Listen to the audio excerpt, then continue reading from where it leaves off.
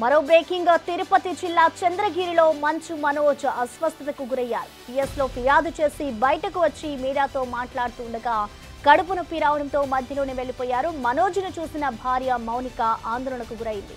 CM వద్ద గాని నారా లోకేష్ వద్ద తన కుటుంబ వ్యవహారాన్ని ప్రస్తావించలేదన్నారు మంచు మనోజ్. తన కూతురు పుట్టిన తర్వాత మొదటి సంక్రాంతి కావడంతో ఇక్కడ జరుపుకోవాలని అన్నారాయన. కానీ వివాదం జరుగుతుందని రాలేకపోయానని అన్నారు. నిన్న కూడా వీఐపీల షెడ్యూల్ పూర్తయిన తర్వాతే రావాలనుకున్నానని చెప్పుకొచ్చారు మనోజ్.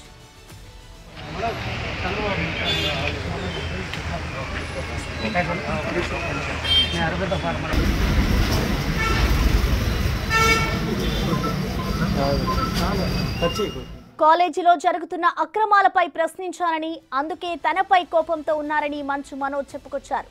ఇంజనీరింగ్ పీజీలో కూడా యూనిఫామ్ పేరుతో డబ్బులు వసూలు చేస్తున్న పరిస్థితి మోహన్ బాబు విద్యా సంస్థల్లో ఉందని ఆరోపించారు మంచు మనోజ్. కానీ ఇక్కడ ఏమైంది, నాతో ఏదైనా ప్రాబ్లం ఉంటే నన్ను కూర్చొని పెట్టుకోవాలి. నేను ఎక్కడికి పారిపోవట్లేదు.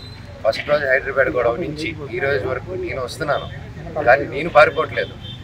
చీకట్లో కూర్చొని చెట్ల వెనకాల దాంకొని ఈ చక్కెరలు పోయడాలు, ఈ బ్యానర్లు ఇప్పించడాలు, వీళ్ళు ఏం తప్పు చేశారు? వీళ్ళ అభిమానాన్ని చూపించేటప్పుడు వాళ్ళ బ్యానర్లు తీస్తే ఓకే, అది చిన్న విషయం. కాకపోతే తర్వాత నాకు తెలిసింది ఏంటంటే, బ్యానర్లు వీక్ ఒక 2 రోజుల ముందు మా పనిని పిలుచుకొని వెళ్ళి, నా సొంత తమ్ముళ్ళలాగండి, ఎప్పటి నుంచో ఉన్నాడు. అండ్ అలా చాలామంది ఉన్నారు. వీళ్ళందరూ నేను డబ్బిచ్చో కిరాయికో నా చుట్టూ మనిషిని పెట్టుకొని తిప్పే రకం కాదు, నేను అభిమానంతో వచ్చేవాళ్ళు. సో అలా పెడితే దానికి పిలిచి, రే మనోజ్ వస్తున్నాడా, వస్తే నువ్వు కూడా ఉండకూడదు, ఏమీ చేయకూడదు, ఎవరు వెళ్ళకూడదు అని ఇదంతో పాటు చాలామందిని పిలిచి ఏరియా వైజు అంటే ఎంత టైం స్పెండ్ చేస్తున్నారంటే, 10 నిమిషాలు ఒక గంట సేపు పెద్ద మనుషులు ఒక 4 కూర్చొని పెట్టి, అన్నతమ్ముళ్ళు కూర్చొని మాట్లాడేసి అక్కడ క్యాంపస్లో జరిగే మిస్టేక్లు రెక్టిఫై చేసే చిన్న విషయం. కాకపోతే నేను క్యాంపస్లో నేను అడిగే క్వశ్చన్స్, నేను ఏది ఇప్పుడు హాస్టల్స్లో జరిగే విషయం, ప్రైవేట్ హాస్టల్స్ ఏది అడిగినా అక్కడి నుంచి డబ్బు రావడం అయిపోతుంది, క్యాష్ రావడం అయిపోతుంది. ఈ ఘటనకు సంబంధించిన పూర్తి సమాచారాన్ని మా ప్రతినిధి దామోదర్ అందిస్తారు. దామోదర్, మనం చూస్తున్నాం ఇటు మంచు మనోజ్ అయితే మీడియాతో మాట్లాడుతూ మధ్యలోనే తనకి కడుపు నొప్పి వచ్చింది అంటూ కూడా వెళ్ళిపోయారు. సో ప్రస్తుతం ఆయన పరిస్థితి ఏ విధంగా ఉంది?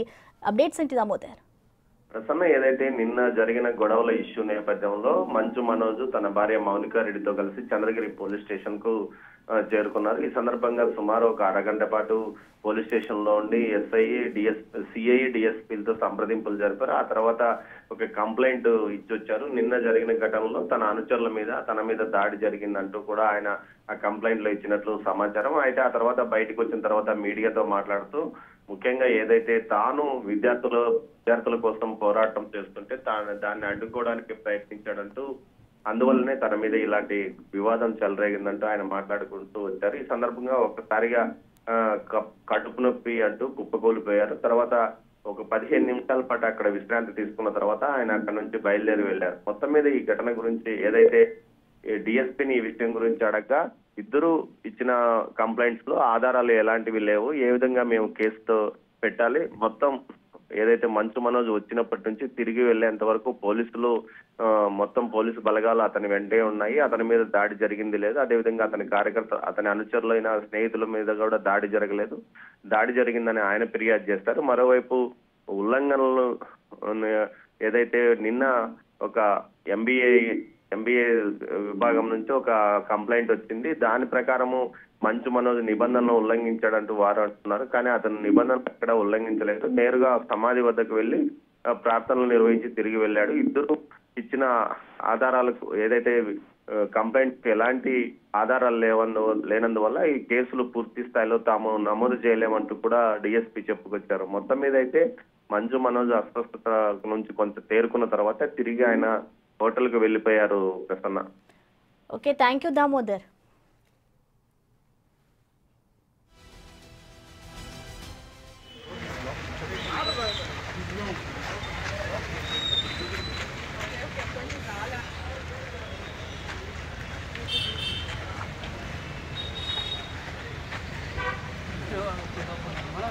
చంద్రబాబు